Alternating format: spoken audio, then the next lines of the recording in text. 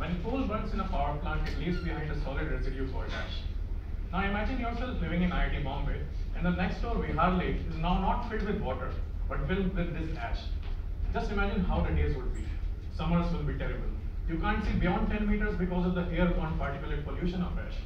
In rains, the water will seep through this ash and pollute the local water body due to the harmful chemicals it has. This scenario is not a very good scenario to live in, frankly. But this is a reality in various places where ash is simply dumped in open fields. The satellite image shows a similar ash pond in Sarni district in MP, which is my past working place. The area is 4 square kilometers for this ash pond, and the situation is terrible, as we just imagined unpleasantly. My research uses this fly ash and utilizes it in haul road construction in open cast coal mines. Haul roads are basically transit routes in a mine, and they carry huge loads of up to 600 tons. But generally, due to mine economics, they are not made very sturdy, and they are susceptible to breakdowns due to water and stresses.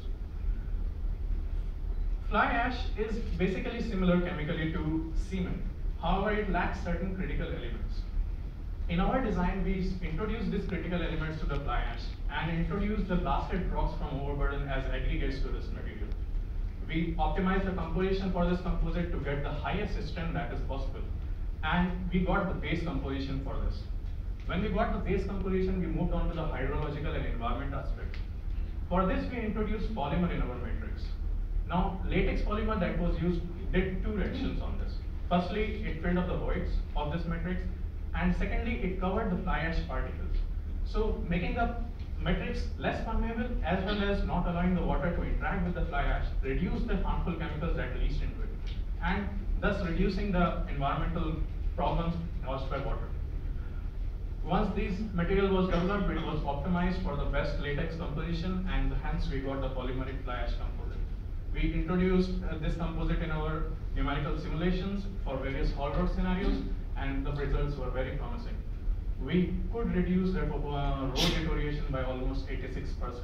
And we are on our way to file a patent. We have already filed it actually, and it's under review right now.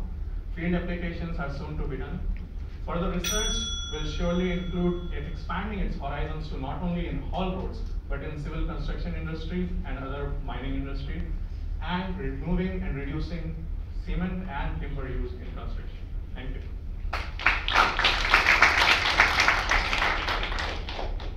Sure. Yeah. The composition of fly ash can change depending on the source of the fly ash. Exactly. Is that a critical part of this? It is one of the critical parts because we took 5 kinds of ashes that we studied. Firstly, we took 2 from India. One was from Nasik and one was from Sarni district where I was working. We took 3 from Australia. One is Loyang and 2 other places. We found that Loyang didn't have that much of a pozzolon effect that binding effect that has. So you could get strengths up to 3 megapascal after 56 days, while we were getting up to 12 megapascals in Indian scenario. So there is a difference, and we are studying that also.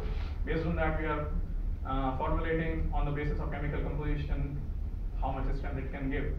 So it will be a universal model that we will be building. That's a part of the practice. That's a part of the practice. Yes, sir. Is temperature, diurnal temperature forcing, is that important? Yeah. So the unique part of this material is that we do not use any external energy in terms of pressure, in terms of temperature. It's a gravity settlement. It doesn't require any special conditions except the curing part, where we put it in high humidity conditions. You have to say validate your modeling or whatever, the 85% excess life in the real field, right?